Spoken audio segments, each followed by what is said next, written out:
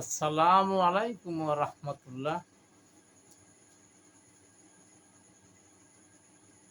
মানুষের সেই স্থানটাই প্রিয় স্থান যেখানে মানুষের প্রিয়জন থাকে।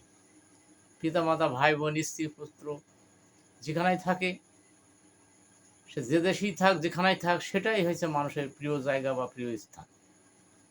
যদি মানুষ কোনো দেশ থেকে দেশান্তরে যায়, যদি প্রিয়জনগুলো সেখানে যায়, প্রিয়জনগুলো সবাই যদি থাকে, তাহলে একটা মানুষ নতুন কোনো দেশে গেলেও প্রিয়জনগুলো যদি সবাই থাকে,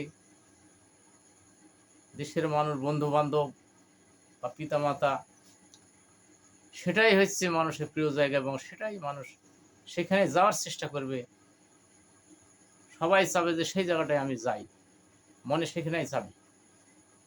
এবং অনেক সময় একটা দেশ ত্যাগ করে যখন মানুষ চলে যায়, সে দেশের কথা তার অনেকটা ভুল হয়ে যায় যদি প্রিয়জনগুলো তার সাথে থাকে। তো যদি মঙ্গল গ্রহেও মা থাকে, যদি কেউ জানতে পারে যে তার মা মঙ্গল গ্রহে আছে, তাহলে তার মন সেখানেই যেতে চাবে, মনে চাবে যে আমি সেই মঙ্গল গ্রহে যাই, আমার মা আছে, আমার আব্বা আছে, কি স্ত্রী পুত্র সবাই আছে। যে যতই যেখানেই বসবাস করুক না কেন, বিদেশে থাকুক না কেন, যে যেখানেই থাকুক না কেন, তার প্রিয় স্থান হচ্ছে মানুষের জন্মভূমি, তার সেই প্রিয় স্থান যেখানে তার প্রিয়জনরা থাকে। এই জন্য পৃথিবীতে মানুষের মন চায় যেখানে প্রিয়জন আছে সেখানেই তার মন ছুটে যেতে চায়, আর সেটাই হচ্ছে মানুষের প্রিয় স্থান।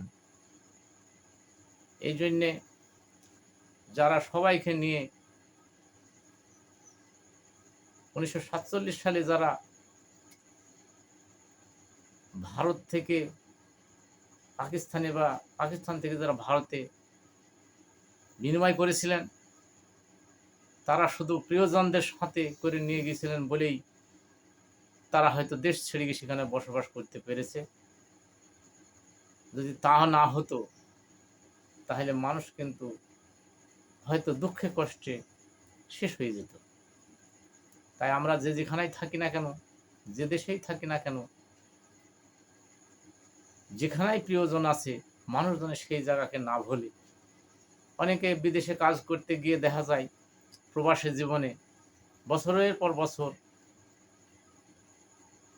20 বছর, 30 বছর অনেক দিন কাটায়, হয়তো যেখানে তার পিতামাতা, ভাই বোন, স্ত্রী আছে, অথচ সেখানে সে আসার জন্য গুরুত্ব দেয় না। এরা কিন্তু আসলেই প্রকৃত মানুষ না, এরা পশুর থেকেও খারাপ। পশুও কিন্তু চায় যে একটা পশু যদি তার বাচ্চা কোনো জায়গায় থাকে, তাহলে 100 মাইল দূরে থাকলেও সে চায় যে সেইখানে আমি ছুটে যাব সেই বাচ্চার কাছে। আর যারা প্রবাস থেকে পিতামাতার জন্য, স্ত্রী পুত্রের জন্য কোনো মন কাঁদে না বা আসতে চায় না, তারা আসলেই পশুরও অধম। তাই আসুন আমরা যেখানে প্রিয়জন আছে সেটাই হোক আমাদের প্রিয় স্থান, এটাই আমরা কামনা করি।